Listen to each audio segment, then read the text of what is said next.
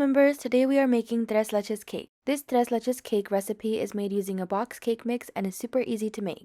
The ingredients include 1 box of yellow cake mix, 4 eggs, 1 1/3 cups of whole milk, half a cup of butter, 4 teaspoons of vanilla, 14-ounce can of sweetened condensed milk, a 12-ounce can of evaporated milk, 2 cups of heavy whipping cream, and 1/4 cup of powdered sugar. Start by mixing the cake mix, eggs, milk, butter, and vanilla together, and we are going to preheat the oven to 350 degrees Fahrenheit and spray our baking dish with non-stick cooking spray.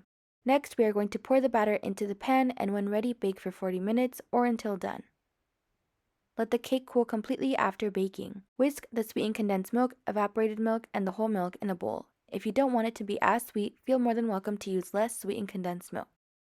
Set the bowl aside and use a knife or fork to cut slits all over the top of the cake. Cut horizontal and vertical slits.